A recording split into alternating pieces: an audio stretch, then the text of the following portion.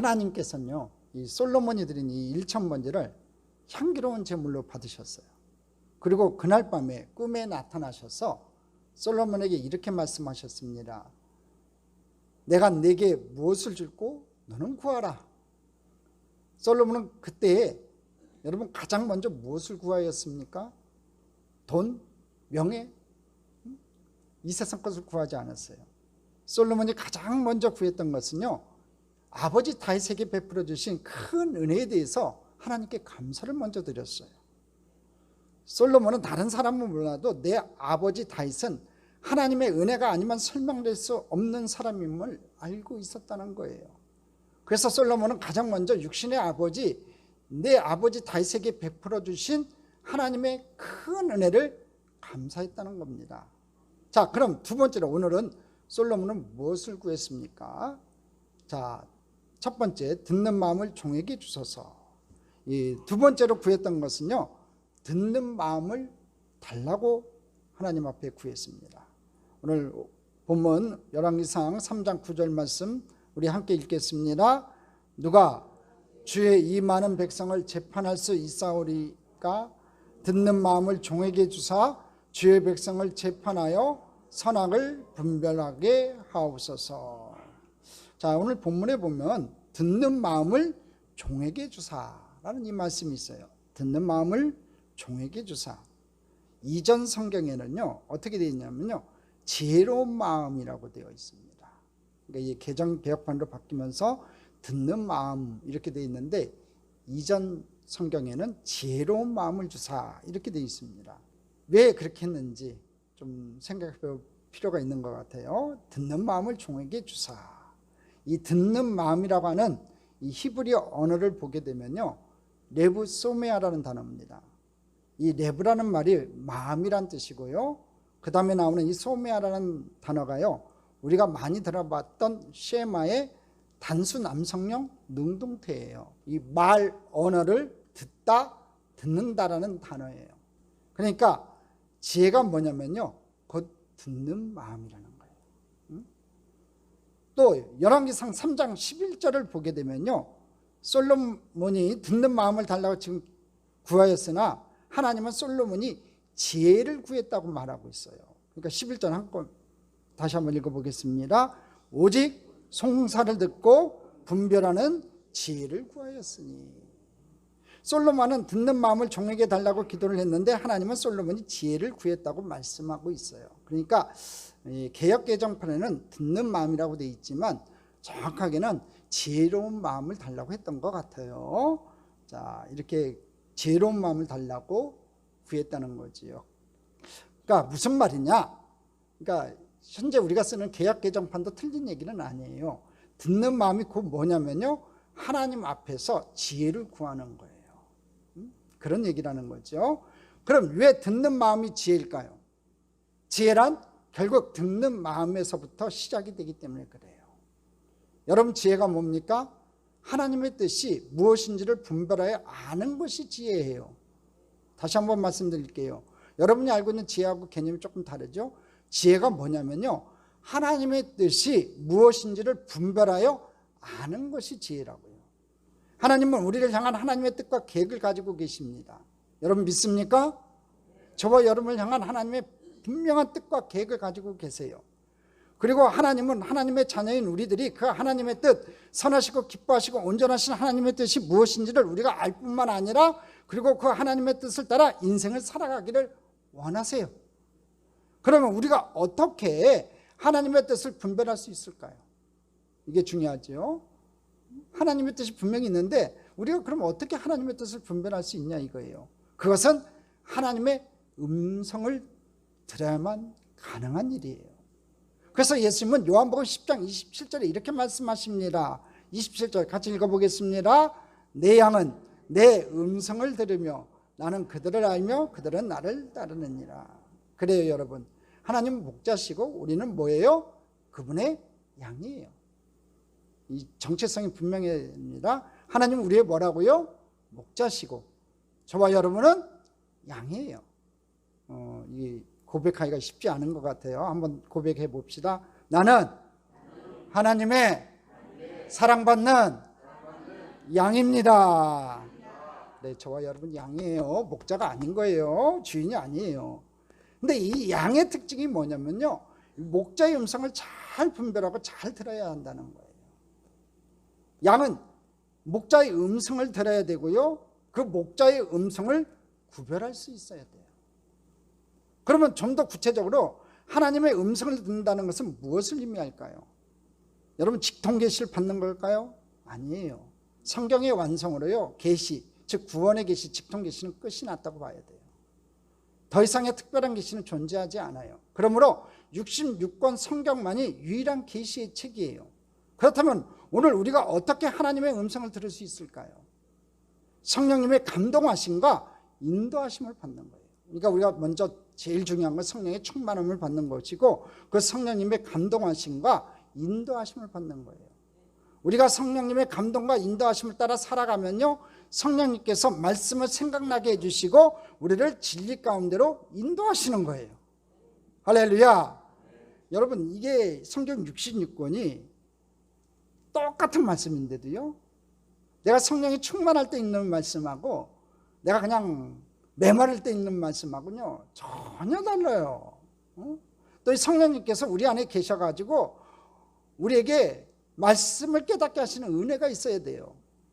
백날 100시간 읽으면 무슨 소용이 있겠습니까? 성령님께서 영적 감화를 주셔가지고 이 말씀이 무슨 뜻인지 알게 하셔야 되는 거예요. 그러니까 먼저 여러분 성령 충만함 받으십시오. 왜 그러냐면 성령님께서 이 성경의 저자이시기 때문에 그래요. 이 성경은요, 성령의 감동으로 기록되어진 말씀이기 때문에 그렇다는 거예요. 그래서 요한복음 14장 26절에 예수님께서 이렇게 말씀하셨어요. 같이 읽어보겠습니다. 보혜사 곧 아버지께서 내 이름으로 보내실 성령, 그가 너에게 모든 것을 가르치고 내가 너에게 말한 모든 것을 생각나게 하리라. 성령님께서 다 생각나게 하실 거라는 거지요. 또 요한복음 16장 이런 말씀이 있습니다. 같이 읽어보겠습니다. 그러나 진리의 성령이 오시면 그가 너희를 모든 진리 가운데로 인도하시리니 그가 스스로 말하지 않고 오직 들은 것을 말하며 장래일을 너희에게 알리시리라. 성령님께서 다 알려주신다는 거지요. 자, 우리가 성령님을 인정하고 성령님을 환영하고 그 성령의 감동하심과 인도하심을 따라 살아가면요, 보혜사 성령님께서 말씀을 가르치시고 또 그 말씀을 생각나게 하시고 모든 진리 가운데로 우리를 인도하신다는 거예요. 그래서 마침내 우리로 하여금 하나님의 뜻을 분별하게 하신다는 거예요. 그래서 시편 기자는 시편 119편 105절에 이렇게 말합니다. 같이 읽겠습니다. 주의 말씀은 내 발의 등이요 내 길의 빛입니다. 그래요. 저와 여러분에도요, 이 말씀이 여러분에게 빛이 되고 등이 됐으면 좋겠습니다. 물론 성령님은 지금도 다양한 형태로 개개인에게 말씀하실 수 있어요. 그러나 중요한 것은 반드시 이 기록된 말씀을 통해서 검증되고 이해되고 분별되어져야 한다는 거예요. 그렇지 않으면 우리 신앙생활이 굉장히 주관적이고 신비적인 신앙을 갖게 되어서 진리에서 벗어날 수 있는 거예요. 가끔가다 보면은요, 영감을 받았다는 분들이 계세요. 성령의 영감을 받았다고 하면서 자꾸 이렇게 영적인 이상한 해석들을 하시는 분들이 있어요. 근데요, 그런 이상한 해석을 하는 분들이 어떤 일이 발생하냐면, 그게 성경에서 검증되지 않은 내용을 얘기할 때, 내가 복음을 이렇게 발표를 할 때, 이렇게 공동체의 입을 열게 되면요, 그 교회 공동체가요 풍지박살나요. 그러니까 여러분, 성령을 받되 분별력 있게 받아야 되고요, 말씀에 기초한, 내가 성령의 감동으로 내가 말을 하더라도요, 이 성서적인 근거에 근거한 여러분 말을 해야 돼요. 너무 주관적으로 흘러가서는 안 돼요. 신비적으로 흘러가서는 안 돼요. 성령 충만 받아라, 성령 충만 받아라. 목사들이 자꾸 그러니까 그냥 불러만 하지, 이 말씀에 검증되지 않은 그런 신앙의 상태를 가져서는 안 된다는 거예요. 여러분, 기도와 여러분 말씀은요, 믿음의 양대 기둥이에요. 절대로 한쪽으로 치우쳐서는 안 돼요. 여러분, 기도 중요하지요. 근데 말씀을 소홀히 하면요, 이상한 신비주의로 빠진다니까요. 그러니까 여러분들이 말씀과 기도 이렇게 균형을 잡히는 신앙생활 했으면 좋겠습니다. 그래서 제가 늘 여러분에게 매일같이 큐티를 보내는 이유가 그거예요. 말씀에 자꾸 부딪히세요. 그러면요, 여러분 자기도 모르는 사이에 그 말씀에 젖어드는 거예요. 말씀이 기준이 된다는 거지요. 여러분, 피조물인 우리 인간은요, 하나님의 음성을 듣고 하나님의 말씀을 통해서만이 하나님의 뜻을 분별할 수가 있어요. 그러므로 결국 지혜란 하나님의 음성을 듣는 거예요. 그래서 종교개혁자 마틴 루터도 기도할 때마다 이렇게 기도했어요. 주여 말씀하시옵소서, 종이 듣겠나이다. 이렇게 기도를 드렸어요. 여러분, 솔로몬이 구한 것은요, 듣는 마음이었습니다. 지혜로운 마음이었어요. 사실 누구나 높은 자리에 오르게 되면요, 명령을 내리거나 지시를 하려고 하지 누군가의 말을 잘 들으려고 하지 않아요. 여러분, 이 높은 자리에 앉은 사람들의 특징이 뭔지 아세요? 이 누군가의 말을 잘 듣지 않는 거예요. 솔로몬이 왕이었던 그 시대에 왕이 절대 권력을 가지고 있었습니다. 그러므로 누구도 왕이 내린 엄명을 거역하거나 거스를 수가 없었어요. 그런데 솔로몬은 왕이었지만 하나님 아버지 앞에서 듣는 마음을 구했다는 거예요. 자신이 왕이었지만 듣는 마음을 하나님 앞에서 구했어요. 하나님의 음성을 듣고 하나님의 뜻을 분별하기를 원했다는 거예요. 그런데 거기서 끝난 것이 아니라 솔로몬은 이 경청이 듣는 것이 지혜임을 알았던 사람이었어요. 그래서 그는 하나님의 음성만이 아니라 백성들의 탄식 소리를 듣기 원했고요, 억울한 일을 당한 자들의 신음소리를 듣기 원했어요. 그렇습니다. 여러분, 지혜로운 자는요, 말을 많이 하는 사람이 아니라 경청을 잘하는 사람이 지혜로운 사람이에요. 잘 들어야 돼요. 금세기 대표적 기독교 영성의 거장인 헨리 라우에는요, 뭐라고 얘기했냐면 예수님은 온몸이 듣는 귀였다고 얘기를 해요. 그러니까 예수님 잘 들으셨다는 얘기지요. 예수님은 이 땅에 계시는 동안 끊임없이 들으려고 했다는 겁니다. 하나님 아버지의 음성을 들으려고 했고요, 하나님 아버지의 음성만이 아니라 가난하고 병든 사람의 소리를 들으려고 하셨어요. 죄인들 그 영혼의 그 탄식 소리도 들으셨어요. 이 땅에 온갖 피조물들이 죽어가는 그 신음소리를 들으셨다는 거예요. 예수님은 이 땅에 계시는 동안 끊임없이 들으셨던 분이에요. 솔로몬은 내가 내게 무엇을 줄고 너는 구하라 할 때 다른 것을 구하지 않고요, 종에게 듣는 마음을 주소서라고 이렇게 기도를 했어요. 그렇다면 우리도 솔로몬처럼 듣는 마음을 주소서라고 기도해야 되지 않겠냐 이거지요. 하나님의 음성을 들을 수 있는 귀를 열어달라고 기도해야 되는 거예요. 말씀을 통해서 오늘 내게 말씀하시는 성령님의 음성을 들을 수 있기를 기도해야 한다는 겁니다. 그래서 하나님의 선하시고 온전하시고 기뻐하시는 뜻이 무엇인지를 분별할 수 있기를 위해서 우리가 기도해야 되는 거예요. 뿐만 아니라 이 세상을 살아가면서 경청하는 마음을 가질 수 있도록 기도해야 돼요. 내가 하고 싶은 말만 하고 끝나는 것이 아니라 영혼의 탄식 소리도 들을 수 있게 하시고 고통 속에 힘들게 살아가는 자들의 신음소리도 우리가 들을 수 있도록 기도해야 되는 거예요. 그래서인지 하나님께서는 인간에게 말하는 입은 한 개를 주셨지만 듣는 귀는요 2개를 주셨어요. 그렇잖아요. 입은 하나지만 귀는 2개예요. 잘 들으라는 얘기지요. 그런데 우리는 듣는 것보다도요 말하는 것을 더 좋아하고요, 다른 사람의 이야기를 듣는 것보다 내 이야기하는 것을 더 좋아해요. 하지만 성경은 뭐라고 얘기합니까? 듣기는 속히 하고 말하기는 더디하라고 말씀하고 있어요. 왜 솔로몬은 종에게 듣는 마음을 주소서라고 기도했습니까? 듣는 마음이 곧 지혜로운 마음이기 때문에 그래요. 지혜는 듣는 것으로부터 시작되기 때문이라는 거지요. 자, 그럼 두 번째, 그럼 왜 솔로몬은 지혜를 구했을까요? 누가 지혜를 구해요? 누가 지혜를 구하냐고요? 지혜는 아무나 구하는 게 아닙니다. 지혜는요 겸손한 자가 지혜를 구해요. 열왕기상 3장 7절 말씀 같이 읽어보겠습니다. 나의 하나님 야훼여 주께서 종으로 종의 아버지 다윗을 대신하여 왕이 되게 하셨사오나 종은 작은 아이라 출입할 줄을 알지 못하고. 내가 아버지 다윗을 대신해서 왕이 됐는데 종은 작은 아이라 그래요. 출입할 줄을 알지 못한다고 얘기해요. 솔로몬은 지금 하나님 앞에서 자신을 종이라고 얘기합니다. 이스라엘 왕이었지만 하나님 앞에서는 나도 종이라고 얘기하고 있어요. 아버지도 종이었지만 나도 종이라고 얘기하는 거예요. 그래서 듣는 마음을 주소서 할 때도 듣는 마음을 종에게 주소서라고 기도합니다. 하나님 앞에서 자신은 뭐라는 거예요? 종이라는 거예요. 또 작은 아이라고 말하고 있습니다. 이 작은 아이라는 말은요, 하나님께서 도와주지 않으면 아무것도 할 수 없는 아주 작고 미약한 아이와 같다는 거예요. 하나님의 도움이 필요하다는 거지요. 또 다음에 뭐라고 말합니까? 출입할 줄을 알지 못한다고 말합니다. 들어오고 나가는 것을 알지 못한다는 말은 무슨 말입니까? 내가 왕이 되었지만 왕의 임무를 내가 어떻게 감당해야 될지를 잘 모르겠다는 말이에요. 이것을 보게 되면요, 솔로몬이 얼마나 겸손했는지를 알 수가 있어요. 이렇게 겸손했기 때문에 다른 것을 구하지 아니하고 하나님 앞에서 듣는 마음, 곧 지혜를 구했던 거예요. 그렇습니다, 여러분. 누가 지혜를 구해요? 겸손한 자가, 내가 부족하다고 느끼는 자가 하나님 앞에 지혜를 구하게 돼 있어요. 자신의 한계를 아는 자가 하늘의 지혜를 구한다는 거예요. 자기 잘난 맛에 사는 사람은요, 절대로 하나님 앞에 지혜 구하지 않아요. 지 멋대로 합니다. 내가 복음대로 살아갑니다.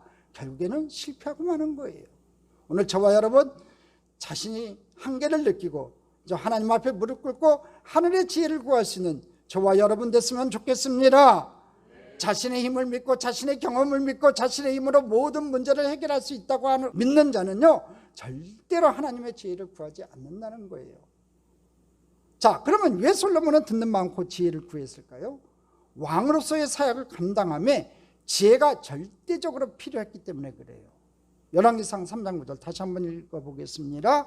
누가 주의 이 많은 백성을 재판할 수 있사오리이까 듣는 마음을 종에게 주사 주의 백성을 재판하여 선악을 분별하게 하옵소서. 여러분, 당시의 왕이 임무 중에서 가장 중요한 임무 중에 하나가 뭐냐면요, 백성을 재판하는 일입니다. 지금은 상권 분립이 되어 있지만 그 당시에는 상권 분립이 안 되어 있었어요. 그러니까 왕의 통치의 아주 중요한 기능 중에 하나가 뭐냐 하면 백성을 재판하는 일이에요. 여러분, 왕정시대 이전에 이스라엘에게는 이 사사시대가 있었습니다. 그 사사시대에도요, 사사들이 했던 중요한 일 중에 하나가 뭔지 아세요? 뭐냐면 여러분, 백성을 재판하는 일을 했다는 거예요. 그러니까 재판관의 역할을 담당했어요. 이 재판관이 세파트예요. 이 세파트 일을 담당했다는 거예요. 오늘 열왕기상 3장 9절에 이렇게 나와 있죠. 누가 재판을 할 수 있사오리까. 여기서 이 재판하다는요, 사파트예요. 이 사파트는요, 성경에서 주로 다스리다라고 번역이 되어 있어요. 열왕기상 3장 9절에는 재판을 할 수 있사오리까 재판하다라고 되어 있지만 주 뜻은 다스리다예요. 그러니까 이 단어는 다스리다, 재판하다라는 이 두 가지 의미를 동시에 가지고 있다는 거예요. 이 말이 무슨 말이냐면 왕이 다스린다는 말은요, 곧 재판한다는 말이고 재판한다는 말은요, 다스린다는 말이에요. 그러므로 솔로몬도 이제 왕으로서 재판을 통해서 왕의 통치권을 잘 행사를 해야 되는데 자신에게는 선과 악을 분별할 수 있는 지혜가 없다는 거예요. 더구나 이 백성들 역시 수를 헤아릴 수 없이 많은데 어떻게 이 수많은 백성들을 자신이 재판할 수 있겠냐는 거지요. 재판이 한두 건으로 끝나는 게 아니잖아요. 사람이 많으면 많을수록 여러 가지 문제들이 생겨서 재판이 올 텐데 내가 어떻게 어떤 지혜를 가지고 이것을 재판할 수 있냐 이거지요. 그러므로 반드시 하나님께서 주시는 지혜가 필요하다고 오늘 솔로몬은 얘기하는 겁니다. 나는 할 수 없습니다. 하나님의 지혜가 필요하다는 겁니다. 아니, 하나님께서 주시는 이 지혜가 없이는 왕으로서 백성들을 다스릴 수가 없다는 거예요. 재판할 수가 없다는 거지요. 그러니까 솔로몬은 재판장으로서 재판에 필요한 지혜만 구한 것이 아니에요. 왕으로서 백성들을 다스리고 국정을 운영함에 있어서 필요한 지혜를 하나님 앞에 구한 거라는 거지요. 그런데 사람들은 솔로몬이 이런 놀라운 지혜를 가졌다 그것만 생각하지 왜 솔로몬이 이런 지혜를 구했는지에 대해서는 별로 생각하지 않는다는 거예요. 다시 한번 말씀드릴게요. 왜 솔로몬이 지혜를 구했어요? 바로 하나님께서 자신에게 맡겨주신 이 왕으로서의 사역을 감당함에 절대적으로 지혜가 필요했기 때문에 그래요. 자, 세 번째로 그러면 이제 하나님의 반응과 응답을 좀 살펴봅시다. 이렇게 솔로몬이 하나님께 듣는 마음, 그 지혜를 구했을 때 하나님은 어떻게 반응하셨을까요? 열왕기상 3장 10절은요 하나님의 반응에 대해서 언급하고 있어요. 같이 한번 읽어보겠습니다. 솔로몬이 이것을 구하매 그 말씀이 주의 마음에 든지라. 솔로몬이 하나님 나에게 좀 지혜 좀 주십시오 그러니까 하나님이 대답하기를 솔로몬이 이것을 구하매 그 말씀이 주의 마음에 든지라 그랬어요. 솔로몬이 듣는 마음, 그 지혜로운 마음을 구했을 때 하나님의 보이신 반응이 뭐예요? 주의 마음에 든지라. 우리 한번 따라 하시겠습니다. 주의 마음에 든지라. 주의 마음에 든지라. 주님의 마음에 들었다는 거지요. 뭐가 주의 마음에 들었어요? 솔로몬이 구한 것이 하나님 마음에 들었다는 거예요. 지혜를 구하는 솔로몬의 이 기도가 하나님의 마음을 흡족하게 했다는 거죠. 하나님을 기쁘시게 했다는 거예요. 왜 듣는 마음, 곧 지혜를 구하는 이 솔로몬의 기도가 우리 하나님 마음을 흡족하게 했을까? 왜 듣는 마음, 지혜를 구하는 솔로몬의 기도가 우리 하나님의 마음을 시원케 해드렸을까? 그것은 솔로몬이 얼마든지 구할 수 있는 자기 자신을 위하여 구하지 아니하고 왕으로서 송사를 감당하는 데 있어서 분별하는 지혜를 구했기 때문에 그래요. 이스라엘 백성들이 누구 백성이야? 하나님의 백성이라고. 하나님의 백성을 잘 다스리기 위해서 이 솔로몬이 왕으로서 지혜를 구하니까 하나님이 그게 마음에 들었던 거예요. 우리 열왕기상 3장 11절 같이 읽어보겠습니다. 이에 하나님이 그에게 이르시되 내가 이것을 구하였도다. 자기를 위하여 장수하기를 구하지 아니하며 부도 구하지 아니하며 자기 원수의 생명을 멸하기도 구하지 아니하고 오직 송사를 듣고 분별하는 지혜를 구하였으니. 이 11절 말씀을 전체를 한 문장으로 직역을 하면요, 자기를 위하여 구하지 아니하였도다. 이 말이 무려 3번이나 나와요. 자기를 위하여 구하지 아니했다, 구하지 아니했다, 구하지 아니했다. 자기를 위하여 구하지 아니했다는 거예요. 이것을 보면 왜 하나님이 솔로몬이 드린 기도를 이렇게 흡족해 하시고 만족해 하시고 기뻐하셨는지를 우리가 알 수 있다는 거지요. 솔로몬은요, 하나님께서 내가 내게 무엇을 줄고 너는 구하라. 그럴 때 자기 자신을 위하여 장수를 구하지 않았어요. 오늘 성경에 보면 장수를 구하지 않았다고요, 부도 구하지 않았다는 거지요.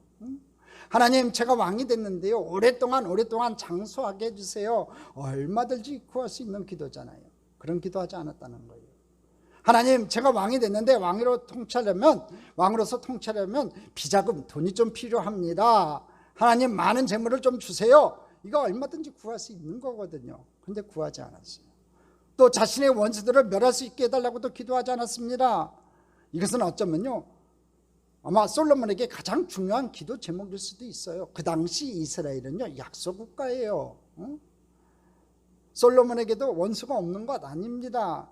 솔로몬이 잘 되는 걸 싫어하는 주변의 나라가 원수들이에요. 그런 사람들을 하나님이 멸해 주신다면 얼마나 좋겠습니까? 근데 솔로몬이요, 그것을 구하지 않았다고 돼 있어요. 장수와 재물과 원수를 멸하는 일, 이 3가지는요, 이 땅을 살아가는 모든 사람들이 열망하는 거예요. 보세요, 여러분, 장수하기 원하지요? 솔직하게 한번 얘기해 봅시다. 오래 살기 원하시죠? 왜 이래요? 솔직해지니까. 여러분, 오래 사시기 원하지요? 별론가 봐요. 다시 한 번만 마지막으로 질문해 볼게요. 진짜 마지막이에요. 하나님 들으실 거예요. 여러분, 오래 살기 원하시죠? 그래요. 누구나 다 장수하기 원하는 거예요. 오래 살기 원해요. 2번째 한번 질문해 볼게요. 여러분, 재물 원하시죠? 네? 여러분, 좋은 겁니다. 나쁜 거 아닙니다. 하늘나라 위해서 재물 얻을 권세 달라고 기도해야 되는 거예요. 흩어져 있던 많은 재물들, 하나님께서 내 오른손에 재물 얻을 권세를 주셔서 흩어진 재물들 모으게 해달라고 기도해야 되는 거예요. 나쁘지 않습니다. 다 원하는 거예요. 3번째, 원수를 멸하는 일. 원수가 없는 건 하나님 앞에 있다고 하지만 당장 나를 괴롭히고 힘들게 하는 그 원수들, 참 저것들 좀 하나님께서 벼락을 치시든 어떤 방법을 쓰든 간에 저것들 멸했으면 좋겠는데, 저것들 가다가 어떻게 사고를 당한다든지 나쁜 놈들 좀 그냥 벼락을 맞든지 어떤 일이 일어났으면 좋겠는데 하는 마음들이 있는 거예요. 이게 다 있다고요. 나를 괴롭히는 사람들이 잘 되길 바라기보다는 좀 잘못되길 원하는 마음 다 있다고요. 이 3가지는요, 이 땅을 살아가는 모든 사람들이 열망하는 것이고요, 모든 사람들이 어쩌면 공통된 기도의 제목일 수도 있어요. 하지만 솔로몬은요, 자신의 그 사적인 이익을 구하지 아니했다는 거예요. 왕으로서의 자신의 사명을 잘 감당할 수 있게 해서 듣는 마음, 그 지혜로운 마음을 달라고 하나님 앞에 기도를 했어요. 이렇게 솔로몬의 기도는요, 하나님의 마음을 흡족하게 했고 하나님을 기쁘시게 했다는 거예요. 그렇다면 여러분, 우리 역시 이왕 기도하는 것, 하나님의 마음에 드는 기도를 해야 되지 않겠어요? 분명히 솔로몬의 기도를 듣고 하나님께서 내 마음에 흡족해가지고 하나님 마음에 들어가지고 솔로몬에게 더 많은 축복을 주셨다면 저와 여러분의 기도도 하나님께서 마음에 흡족한 기도를 드려야 되지 않겠냐 이거지요. 이왕 기도하는 걸 하나님 마음을 기쁘시게 해드리고 하나님 마음을 흡족하게 해드리는 그런 기도를 드려야 한다는 거예요. 오늘 저와 여러분 그런 기도 드렸으면 좋겠습니다. 우리가 일시적인 성공과 번영만을 위해서 기도한다면 우리가 원하는 것을 얻었을지라도 내 영혼은 공허해지고 쇠약해지는 거예요. 그러므로 우리는 하나님 앞에 기도할 때 솔로몬처럼 우리 하나님의 마음을 기쁘시게 해드리고 마음에 드는 그런 기도를 드려야 해야 될 줄 믿습니다. 주님의 마음에 드는 그런 기도를 우리가 드려야 한다는 거예요. 그럴 때 여러분의 인생 가운데 놀라운 일, 축복이 나타날 줄 믿습니다. 자, 그럼 하나님의 응답을 살펴봅시다. 그러면 듣는 마음을 주셔서 지혜를 구한 이 솔로몬의 기도를 들으시고 마음에 흡족하셨던 하나님은요, 솔로몬의 기도에 어떻게 응답하셨을까요? 열왕기상 3장 12절에 같이 읽어보겠습니다. 내가 내 말대로요 내가 내게 지혜롭고 총명한 마음을 주노니 내 앞에서도 너와 같은 자가 없었거니와 내 뒤에도 너와 같은 자가 일어남이 없으리로다. 하나님께서 솔로몬이 기도한 그대로 지혜와 총명을 주셨다고 말씀하고 있어요. 열왕기상 4장 29절로 30절을 보게 되면 좀 더 디테일하게 설명되어 있어요. 한번 확인해 봅시다. 같이 읽겠습니다. 하나님이 솔로몬에게 지혜와 총명을 심히 많이 주시고 또 넓은 마음을 주시되 바닷가에 모래같이 하시니 솔로몬의 지혜가 동쪽 모든 사람의 지혜와 애굽의 모든 지혜보다 뛰어난지라. 하나님께서 솔로몬에게 지혜와 총명을 주셨는데 어떻게 주셨다고 되어 있어요? 성경에 심히 많이 주셨다고 말씀하고 있어요. 그냥 주신 것이 아니라 하나님이 솔로몬에게 지혜와 총명을 주셨는데 심히 많이 주셨다라고 오늘 분명히 성경에는 기록하고 있어요. 심히 많이 주셨다. 자, 그렇다면 지혜가 뭡니까? 사전을 보게 되면요, 사전은 이렇게 적용되어 있어요. 사물의 위치를 빨리 깨닫고 사물을 정확하게 처리하는 정신적인 능력이 지혜래요. 이렇게 되어 있어요. 일반적으로 사람들은요, 이 지식은, 그러면 지식은 배움과 습득을 통해서 아는 것이고 지혜는 그 지식을 잘 활용하여 이를 처리하는 것이라고 생각하고 있어요. 틀린 말은 아니에요. 그러나 성경에 오늘 본문이 말하고 있는 지혜는 뭐냐면요, 하나님께서 주시는 탁월한 통찰력과 분별력을 말하는 거예요. 그러니까 하나님께서 주시는 탁월한 통찰력과 분별력을 지혜라고 말하는 겁니다. 그런데 성경은 야훼를 경외함이 지혜의 근본이라고 말하고 있어요. 시편 111편 10절이죠. 읽겠습니다.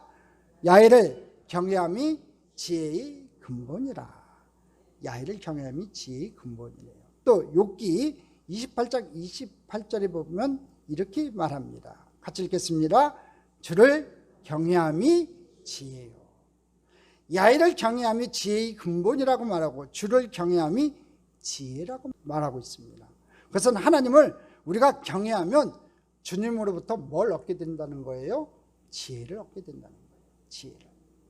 하나님을 경외하는 자는요, 주님으로부터 지혜를 얻게 되는 것이고 주님으로부터 지혜를 얻게 되면요, 이 세상을 살아가면서 내가 경험하는 내 인생의 모든 상황과 사건과 문제와 사람들에 있어서 어떻게 되는 줄 아세요? 내가 탁월한 통찰력과 분별력을 가지고 대한다는 거예요.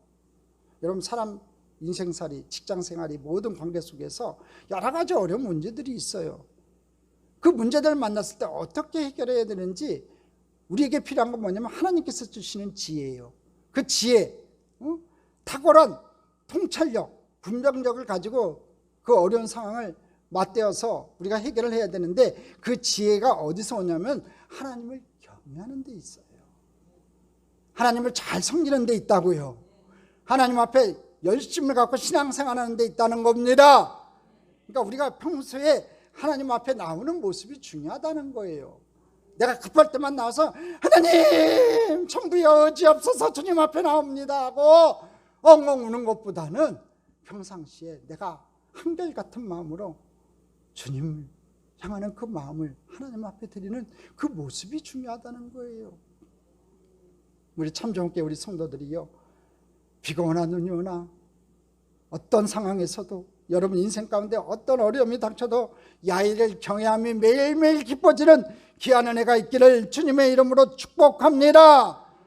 어떤 사건을 대할 때, 누군가를 만났을 때, 어떤 문제를 만났을 때도 여러분 상상할 수도 없는 하나님이 주시는 그 탁월한 통찰력과 분별력을 가지고 그 문제를 해결해 나갈 수 있는 축복의 백성이 되기를 주님의 이름으로 축복합니다. 그래서 우리 자녀들이요, 야일을 경외해야 되는 이유가 여기 있어요. 어렸을 때부터 습관화가 돼야 되는 거예요. 몸에 익혀져야 되는 거예요. 그냥 예배 나오면 되고 안 나오면 되고 하나님을 잘 섬겨야 되고 안 되고 뭐 자기 마음대로 해도 되는 게 아니에요. 여러분 자녀들에게 물려줄 유산 중에서 가장 큰 유산 중에 하나가 뭔지 아세요? 여러분 아마 제일 중요한 유산이에요. 그게 뭐냐면 야일을 경외하는 그 훈련을 시키세요. 유대인들이요, 자녀들을 어렸을 때부터 야의 말씀을 외우게 하는 이유가 거기 있다고요. 하나님을 그 삶의 중심으로 모시고 하나님 없이는 살 수 없는 그런 인생을 만들어가고 야훼를 경외하는 것이 이 세상에서 가장 소중한 것임을 알게 하는 여러분 되기를 바랍니다. 자녀는 누구를 보고 배운다고요? 부모를 보고 배우고 있어요. 여러분부터 먼저 그러세요. 여러분부터 좀 그러세요. 그때 자녀들이 보고 배우는 겁니다. 여러분이 힘들고 어려울 때 하나님 앞에 무릎 꿇고 기도하고, 좋은 날에도 하나님 앞에 나와 기도하고, 내가 어떤 어려운 상황에서도 예배 빼먹지 않고 하나님 앞에 나와서 경배하는 그 모습을 볼 때 사랑하는 자녀들이 그것을 보고 배우는 거예요. 오늘 여러분의 모든 가문들이 야훼를 경외하는 가문 되기를 주님의 이름으로 축복합니다. 그래서 하나님께서 주시는 그 지혜가 차고 넘쳐나시는 은혜가 있기를 주님의 이름으로 축복합니다. 그래서 여러분의 자녀, 여러분의 인생이 하나님께서 주시는 그 지혜로 말미암아 탁월한 통찰력과 분별력을 가지고 여러분에게 주어진 그 문제들을 해결해 나가는 그 축복이 여러분 삶 가운데 있기를 주님의 이름으로 축복합니다. 여러분 이 세상 살아가는데요, 지식으로만 살아갈 수 없어요. 정말 필요한 게 지혜예요. 하나님이 주시는 지혜예요. 그런데 야훼를 경외하는 자들이 그 지혜를 얻게 된다고 성경은 분명히 말씀하고 있어요. 어떤 문제를 만났을 때도, 어떤 상황에 있을 때에도, 어떤 사람을 만났을 때에도 하나님이 주시는 그 탁월한 통찰력, 분별력을 가지고 그 문제를 해결해 낸다는 거예요. 그 지혜를 얻은 자가요. 자, 그럼 총명이 뭘까요? 지혜와 총명을 주셨다고 했는데 그럼 총명이 뭘까요? 하나님이 지혜와 더불어 주신 총명은요, 복잡한 현실의 문제를 정확하게 분별해 가지고 해결해낼 수 있는 예리한 판단력을 말하는 거예요. 그런데 하나님께서는요, 솔로몬에게 이런 지혜와 총명을 어떻게 주셨다고 돼 있어요? 찔끔 주셨다고 돼 있어요? 아니잖아요. 심히 많이 주셨다고 돼 있어요. 열왕기상 4장 30절 한번 보겠습니다. 솔로몬의 지혜가 동쪽 모든 사람의 지혜와 애굽의 모든 지혜보다 뛰어난지라. 지금 무슨 얘기하냐면 동쪽의 모든 사람의 지혜와 애굽의 모든 지혜보다 뛰어나다는 얘기는 뭐냐면요, 이 동쪽의 나라들은 아주 강성한 나라들이 많았고요, 애굽은 뭐 몇천 년간 그 근동 지역의 강국이었어요. 동서에 샌드위치에 있는 곳이 바로 이스라엘이었다고. 그러니까 모든 주변에 있는 큰 나라들보다 여러분 솔로몬의 지혜가 뛰어났다는 거예요. 무슨 말이에요? 솔로몬의 지혜는 누구도 능가할 사람이 없었다는 거예요. 여러분, 솔로몬의 지혜는 너무나 탁월해서 만방에까지 알려지게 됐어요. 이 만방에까지 이제 소문이 다 났다는 거죠. 그래서 그 소문을 듣고 많은 사람들이 솔로몬의 입에서 나오는 그 지혜의 말을 들으려고요, 선물을 바리바리 싸들고 찾아왔어요. 열왕기상 4장 34절이에요. 같이 읽어보겠습니다. 사람들이 솔로몬의 지혜를 들으러 왔으니 이는 그의 지혜의 소문을 들은 천하 모든 왕들이 보낸 자들이더라. 솔로몬의 지혜를 들으러 왔다고 돼 있어요. 솔로몬은요, 하나님의 주신 그 놀라운 지혜로 우리 인생의 교훈이 되는 잠언을 삼천잠언을 썼어요. 노래를 만들었는데 몇 곡을 만든지 아세요? 1000곡이 넘는 1005곡을 만들었어요. 열왕기상 4장 32절에 같이 읽어보겠습니다. 그가 잠언 3000가지를 말하였고 그의 노래는 1005편이라. 야, 잠언이 우리가 알기로는 30분밖에 안 되는데 잠언 3000가지를 얘기하고 있고요. 노래는 1005편이래요. 그러니까 솔로몬이 지은 잠언이 많지만 우리에게 구전되는 거 몇 개 없어요. 노래도 몇 곡 없어요. 그런데 잠언이 실질적으로 잠언 3000가지를 썼고, 솔로몬이 잠언 3000가지를 썼고 노래를 1005편을 썼대요. 이것은요 감히 누구나 할 수 있는 일이 아니에요. 하나님께서요 정말 정치, 경제, 군사, 사회, 문화, 법률에 이르기까지 하나님께서 아주 다양한 영역에서 이런 놀라운 지혜와 총명을 주신 결과라는 거지요. 뿐만 아니라 솔로몬은 구하지 아니한 것까지도 받아 누리게 됐어요. 열왕기상 3장 13절이에요. 같이 읽어보겠습니다. 내가 구하지 아니한 부귀와 영광도 내게 주노니 내 평생의 왕들 중에 너와 같은 자가 없을 것이라. 내가 구하지 아니한 부귀와 영광도 내게 주노니.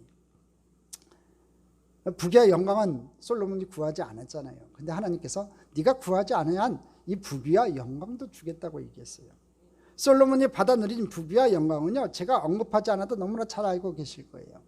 솔로몬은요 내 평생의 왕들 중에 너와 같은 자가 없을 것이라는 말씀처럼요 솔로몬은 이스라엘 왕들 중에 가장 넓은 영토와 재정적인 부유함을 누렸던 왕이었어요. 다윗 왕이 왕국의 기초를 쌓았다면요 솔로몬은요 그 다윗 왕의 영토를, 이스라엘 영토를요 지금의 이스라엘 땅만큼 넓혔던 사람이었어요. 솔로몬의 제2기간 동안에 이스라엘은 역사상 가장 부유하고 강병한 나라를 이루었어요. 이스라엘 역사상 최고의 황무기를 누렸던 시대가 언제냐면 솔로몬이 왕으로 있을 때예요. 그렇다면 이제 우리도 솔로몬처럼 듣는 마음 그 지혜를 구해야 되지 않겠냐 이거지요. 솔로몬이 이렇게 하나님 앞에 지혜를 달라고 기도해갖고 이렇게 놀라운 축복을 받았다면은 저와 여러분도 솔로몬처럼 이런 지혜를 달라고, 듣는 마음을 달라고 하나님 앞에 기도해야 될 줄 믿습니다. 하나님의 사람인 우리에게는요 이 세상의 지식을 때문에 하늘의 지혜가 필요한 거예요. 지식 가지고 여러분 이 세상 살지 못해요.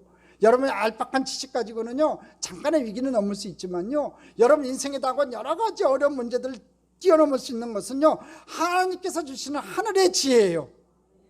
하늘의 지혜를 받아야 돼요.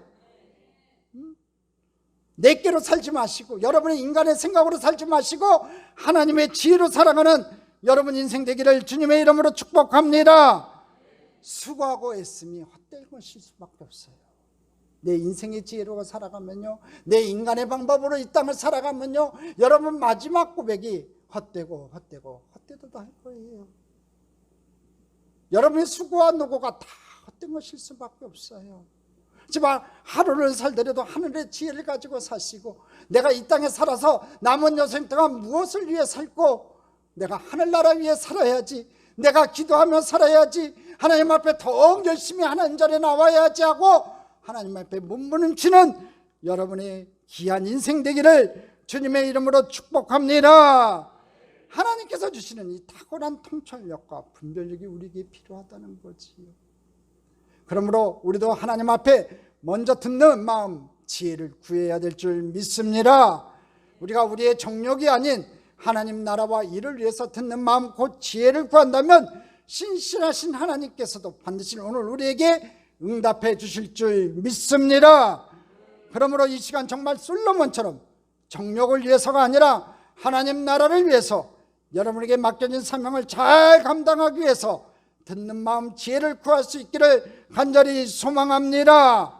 오늘 저와 여러분에게도 하나님의 주시는 이 지혜와 총명이 허락되고 넘쳐나시기를 주님의 이름으로 축복합니다.